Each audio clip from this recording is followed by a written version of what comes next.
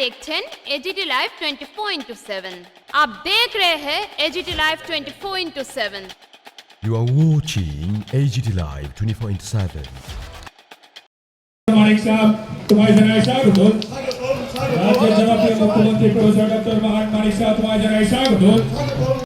দেখছেন আমাদের এই দক্ষিণ ত্রিপুরা জেলার জেলা কমিটির মাননীয় সভাপতি শ্রী দীপেন চৌধুরী মহোদয়। ধন্যবাদ সবাইকে। আমাদের সকলের জনপ্রিয় মুখ্যমন্ত্রী প্রফেসর ডক্টর মানিক সাহা মহোদয় ওনাকে প্রথমে রিসেন্ট দিয়ে বরণ করে দেবেন মন্ডল কমিটির। भारतीय जनता पार्टी के नवगत स्वागत हो। भारतीय जनता पार्टी के नवगत जनाय स्वागत हो। मातरम वंदे मातरम। प्रधानमंत्री नरेंद्र भाई दामोदर दास मोदीजीর উন্নয়নের চিন্তাধারা গ্রাম পারে ছড়িয়ে দিন। वंदे मातरम। मोदीजी जिंदाबाद। मोदीजी जिंदाबाद। प्रोफेसर डॉक्टर मानिक शाह जी जिंदाबाद। प्रोफेसर डॉक्टर मानिक शाह जी जिंदाबाद। बोलो बोलो बोलो भारत माता की। সরকার আসার পর আমরা ওনাদেরকে সম্মান দিয়েছি, আমরা তাদেরকে সম্মান দিয়েছি। এর আগে এরা সম্মান পায়নি, কিন্তু এখন সম্মান আমরা দিয়েছি। এখন কেউ যদি সম্মান রাখতে না চায় আমাদের কিছু বলার নয়।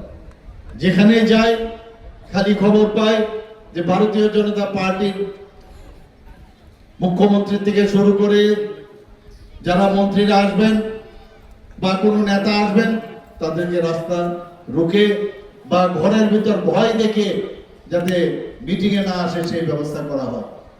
গায়ের জোর দিয়ে রাজনীতি এগুলো আমরা দেখেছি, কংগ্রেস আমলেও দেখেছি, সিপিএম এর আমলেও দেখেছি, জোট আমলেও দেখেছি। মানুষ এগুলো বুঝে গেছে। এখন আমরা গত 2021-এ যখন এডিসি ইলেকশন হয় সেখানে মাত্র 11টাতে আমরা আসন দিয়েছিলাম। আমাদের যারা সহযোগী পার্টনার তাদেরকে আমরা 17টার মতো দিয়েছিলাম, কিন্তু সেই জায়গায় আজকে এই 11টার মধ্যে আমরা 9টা ভারতীয় জনতা পার্টির এডিসি আমরা তৈরি করতে পেরেছি। বন্ধুগণ, শুধু 11টার মধ্যে পরবর্তী সময়ে আরেকজন এসে আবার জয়েন করলো, আমাদের থেকে নির্দল হয়ে দাঁড়িয়েছিল। অর্থাৎ 11টার মধ্যে 10টা। আপনারা ভাবুন, অনেকে বলে জনজাতি এলাকায় ভারতীয় জনতা পার্টির সংগঠন সেই রকম ভাবে শক্তিশালী নয়। আজকে এখানে এত বড় যে জনসভা, যেটা আমার পূর্ববর্তী বক্তা বলেছেন যে কিছুদিন আগে আমরা যে একজন এমডিসির কেন্দ্রে আমরা গিয়েছিলাম পদ্মলোচনের এখানে, সেখানে এত বড় জনসভা হয়েছে। আমি সেখানে বলেছিলাম যে কুমরুঙে কিন্তু অলরেডি কম্পন শুরু হয়ে গেছে। আজকেও আমি বলবো আপনাদের এখানে একটা জায়গা থেকে খালি লোক সংখ্যা এখানে এসছে, আমাকে যেটা বলা হয়েছে কম্পন কিন্তু অলরেডি শুরু হয়ে গেছে। এখানে 28টা আসন সংখ্যা। আমি নিশ্চিত আগামী দিন কি হতে যাচ্ছে সবাই সেটা বুঝে গেছে। এখন আমি যদি 28টার কথা বলি, কালকে আবার বলবে উনি যখন 28টার কথা বলছেন দেখে নেবে কি করে 28টা উনি কি করে 28টা ভারতীয় জনতা পার্টি পান। ময়দানে দেখা হবে, ময়দানে দেখা হবে বলছেন। আমরাও বলছি ময়দানে আমরাও দেখবো আপনারা কি করে আপনারা জয়যুক্ত হন। গায়ের জোর দিয়ে মানুষের মন আপনারা পাবেন না। আমরা কাজের মাধ্যমে আমরা মানুষের মন আমরা পেতে চাই। আমরা মহারাজা বীর বিক্রম কিশোরের নামে আপনারা দ্বিতীয় বিশ্বযুদ্ধের শেষ দিকে মহারাজা বীর বিক্রম কিশোর সিঙ্গারবিল নামে যে এয়ারপোর্ট করেছিল, এর আগে অনেক সরকার ছিল, তাদের কিন্তু সম্মান দেয়নি। আমাদের সরকার আসার পর এই সিঙ্গারবিলকে আগরতলা এয়ারপোর্ট এবং পরবর্তী সময় ইন্টারন্যাশনাল এয়ারপোর্ট মহারাজা বীর বিক্রমের নামে আমরা করেছিলাম। মহারাজা বীর বিক্রমের যে মূর্তি মাননীয় প্রধানমন্ত্রী জি এসে সেটাকে সেখানে ইনগুরেশন করেছিল।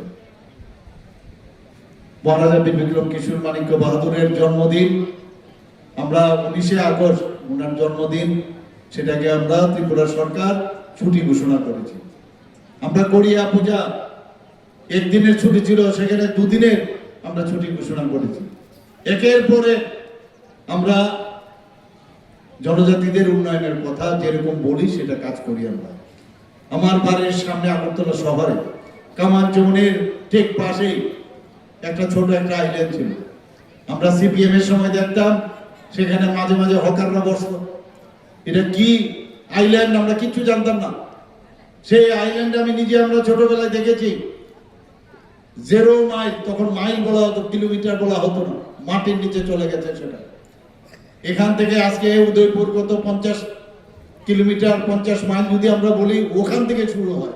ওখান থেকে যদি বলি ধর্মনগর 100 কিলোমিটার, 100 মাইল ওখান থেকে শুরু হয়। কেউ জানতো না। আমি যখন মুখ্যমন্ত্রী হলাম সেই মাইল ফলক মাটির থেকে উঠালাম, উঠে সেটাকে সেখানে প্রতিষ্ঠিত করলাম। আর মহারাজা বীর বিক্রম, আমরা সবাই বলি যে আধুনিক ত্রিপুরার উনি রূপকার, ওনার নামে সেখানে মূর্তি আমরা প্রতিষ্ঠিত করছি বন্ধুগণ। আজকে আমরা সবাই জানি যে শচীন দেববর্মন, শচীন কর্তা এত বড় একজন সুরকার, এত বড় একজন গায়ক সারা পৃথিবীর মধ্যে নেই, ভারত তো বাদ দিন। তাকে সম্মান দেওয়ার জন্য আমি যখন মুখ্যমন্ত্রী হলাম, আগরতলা এয়ারপোর্ট থেকে আসার ঠিক মুহূর্তে এখানে যে গেটটা হয়েছে লিচু বাগানে, উনার পূর্ণ বয়া মূর্তি সেখানে আমরা স্থাপন করেছি। শুধু তাই না, আমরা কিছুদিন আগে সংগ্রামা উৎসবে আমি গিয়েছিলাম।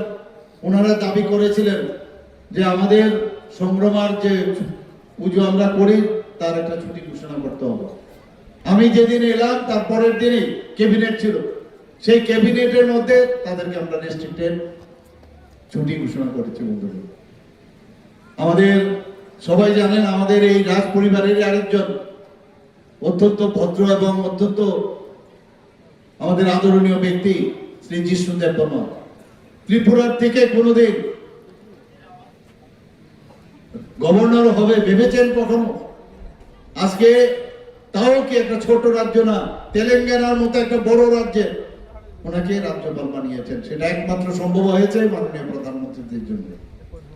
আজকে যেটা একটু আগে বলা হয়েছে যে গত 26শে জানুয়ারি সেখানেও কিন্তু আপনারা দেখবেন আমাদের সরকার আসার পর 2019 থেকে 2024 পর্যন্ত পর 7 জন বিভিন্ন ক্ষেত্রে বিশিষ্ট জনেরা বিভিন্ন ক্ষেত্রে যারা নাম করেছেন জনজাতি, তাদেরকে পদ্মশ্রী উপাধি দেওয়া হয়েছে।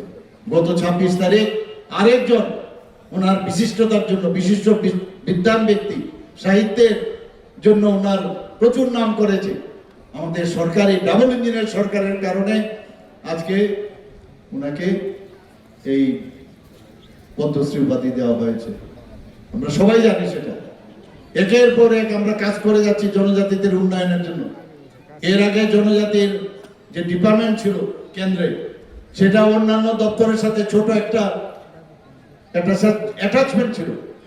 কিন্তু আমাদের অটলজি যখন আসলেন, জনজাতিদের জন্য আলাদাভাবে একটা ডিপার্টমেন্ট আলাদাভাবে তৈরি করা হয়েছে, দপ্তর তৈরি করা হয়েছে।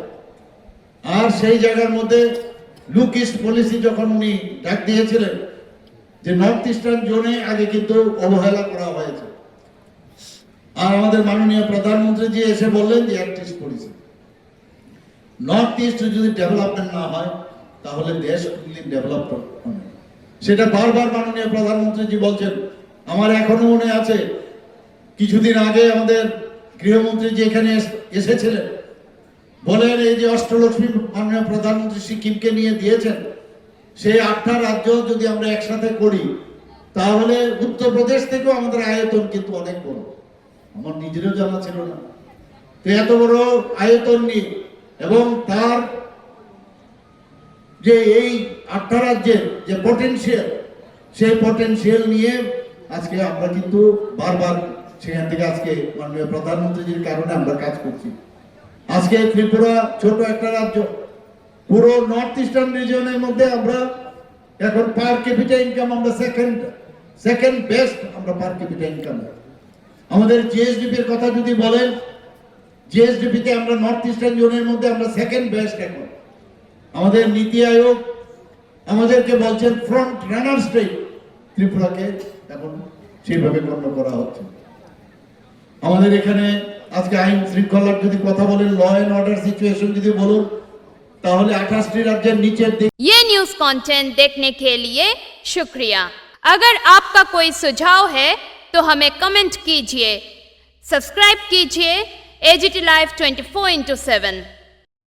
Thanks for watching AGT Live 24/7.